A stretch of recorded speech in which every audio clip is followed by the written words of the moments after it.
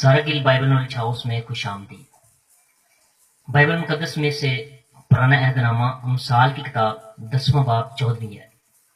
दना इल्म जमा करते हैं लेकिन अहमक का मुंह करीबी हलाकत है।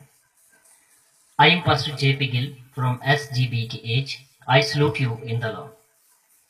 SGBKH का मकसद तालिब इल्म को बाइबल मुकद्दस की तालीम फराहम करना है। आए हमारे साथ मिलकर बाइबल मुकद्दस की तालीम को उम्दा और बेहतर निज़ाम के तहत पुरअमन माहौल में सीखें। हमारी खिदमत इब्रानी ज़ुबान, अंग्रेज़ी ज़ुबान, उर्दू ज़ुबान और मसीही तारीख। खुदावंद हम सबको बरकत दे, आमीन।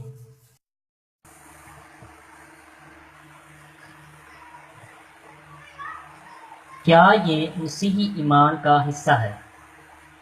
मेरे अज़ीज़ों, ये सवाल हमने पिछले मैसेज में उठाया था, जो पहला हिस्सा था उसमें हमने बातचीत करने के लिए क्या ये मसीही ईमान का हिस्सा है।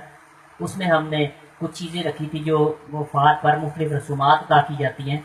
तो उसमें सबसे पहले औरत का नकाब बख्शाना, मुर्दा के लिए 7 दिन या 40 दिन रोटी देना, मुर्दा की चारपाई के नीचे आटा रखना और इसके अलावा दीगर और चीज़ें भी थी। इस सिलसिले में हमने एक तहकीक करने की कोशिश की और जब हमने ये तहकीक की है तो उसके नतीजे में जो चीज़ें हमारे सामने आई वो हम आपके साथ शेयर करना चाहते हैं। इस सिलसिले में हमने सबसे पहले एजेड लोगों को देखा जिनकी उम्र 70 से 80 साल के करीब है, खाउल में कोई मर्द है या औरत है। तो हमने उनके साथ डिस्कस की और उनसे ये बात पूछी, क्या ये मसीही ईमान का हिस्सा है कि जब कोई बंदा फौत हो जाता है तो उसकी बीवी जो है उससे जाके नकाब बख्शाए। तो जब हमने उनसे पूछा तो उनका इजहार ख्याल जो था वो कुछ इस तरह था कि हम भी इस पूरे रस्म को पिछले अपने कई सालों से इसको देख रहे हैं, जब से हमने होश संभाला है। तो हमारा जो असल मकसद था वो ये पूछने का था कि ये मसीही ईमान कैसा है, तो वो नहीं बता सके। उसकी जो खास एक वजह ये थी कि हम लोग जो है वो भेड़ चाल चल रहे हैं, उसमें 70 से 80 साल के उम्र के लोग भी इसी सिलसिले में ही चल रहे हैं। तो इसको हम आसानी से झालत कह सकते हैं। उसके बाद फिर हमने मुर्दा के लिए 7 दिन या 40 दिन रोटी देना के बारे में पूछा, तो उसके लिए भी उनका यही जवाब था। इसके बाद फिर हमने जो तीसरा पॉइंट था, डेड बॉडी की चारपाई के नीचे आटा रखना, तो उसके बारे में भी उनका वही सवाल था। तो हम इस नतीजे पर पहुंचे कि जो जहालत है, जो इग्नोरेंस है, वो अभी तक हमारे मसीही लोगों के अंदर पाई जाती है, हमारी कम्युनिटी के अंदर पाई जाती है। तो इसलिए चीज़ों हमें देखना चाहिए कि हम ईमान में कैसे चल रहे हैं। अब जब हमने 40वें के ऊपर बात की तो उसके ऊपर भी उनका यही रद्द अमल था कि ये भी हम पिछले अपने कई सालों से इसको देख रहे हैं। तो हमने उसको पूछा कि आप किस नज़रिए से थोड़ा सा बताएं, किस नज़रिए से ये सारा सिलसिला होता है। तो उन्होंने कहा कि ये कुछ शरीयत के तलक से बात की जाती है। तो जब हमने उनके सामने गिनती की किताब का 20वां बाब और इस्तिस्ना किताब का 34वां बाब उनके सामने पढ़ा, तो उनको बताया कि अगर आप शरीयत के तहत कहते हैं तो शरीयत जो थी मुकद्दस मूसा के ज़रिए से दी गई थी।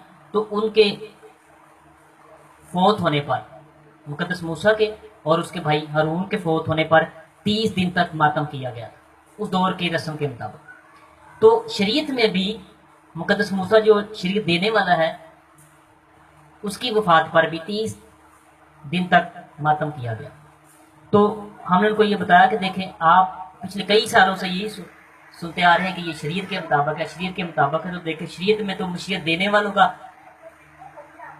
के ऊपर 30 दिन तक जो है वो किया गया। फिर एक और बंदे ने हमारे साथ बात की, उसने कहा कि ये जो 40 दिन हैं, ये 40 दिन जो थे ये इसलिए किए जाते थे कि मुकद्दस याकूब जो थे उनकी डेड बॉडी पर ऐसा किया गया था। तो फिर पैदाइश किताब का 50वां बाब उसकी तीसरी आयत उनके सामने हमने रखी, तो हमने उनको ये बताया کہ 40 دن جو تھے اس دور کے مطابق، اس رسم کے مطابق خوشبو بھرنے کے لیے لگتے تھے، تو ڈیڈ باڈی ان کے درمیان میں ہوتی تھی، اور جب ہم ساتا یا 40واں کرتے ہیں تو ہمارے درمیان میں تو ڈیڈ باڈی ہوتی نہیں ہے. تو پھر یہ جو ساری چیزیں ہیں یہ دیکھنے والی ہیں، اس کے اوپر غور کرنے والی بات. آج جو ہم آپ کے ساتھ ایک بڑا سولوشنیبل جو بات ہے وہ کرنا چاہتے ہیں.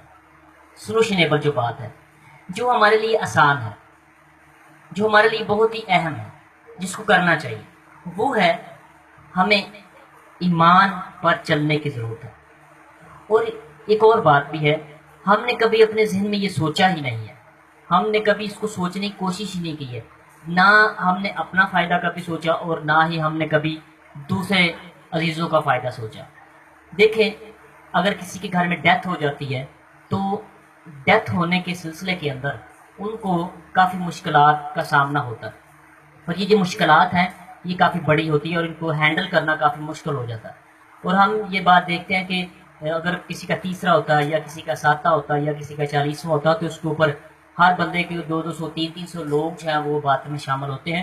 اور عبادت کے شامل ہونے پر اگر کسی کا 300 بندہ جمع ہو گیا ہے تو کم از کم وہاں پہ 5 سے 6 دیگے جو ہیں اس کی ریکوائرمنٹ جو ہے وہ ہوتی ہے. تو عزیزو، یہ سارا کام جو ہے وہ اس گھر کے اوپر ہوتا ہے جس کی ڈیتھ ہو چکی ہوتی ہے، جس کے گھر میں وفات ہو چکی ہوتی ہے، جس کے گھر کا ایک فرد جو ہے وہ اس دنیا فانی سے رخصت کر گیا ہوتا ہے. تو عزیزو، ہم سب جو ہے، ہم سب نے کبھی سوچا نہیں ہے کہ ہم وہاں پہ جاتے ہیں، جا کے بات میں شامل ہوتے ہیں اور اظہار افسوس جو ہے ان لوگوں کے ساتھ کرتے ہیں، اور اظہار افسوس کرنے کے بعد پھر ہم آسانی کے ساتھ کھانا کھاتے ہیں، اور کھانا کھانے کے بعد پھر ہم اپنے گھروں کو چلے جاتے ہیں. ہمیں جو چیز سوچنے کی ضرورت ہے وہ یہ ہے کہ کیا ہم نے اپنی جیب میں سے کبھی اس گھرانے کو مدد کرنے کے لیے سوچا؟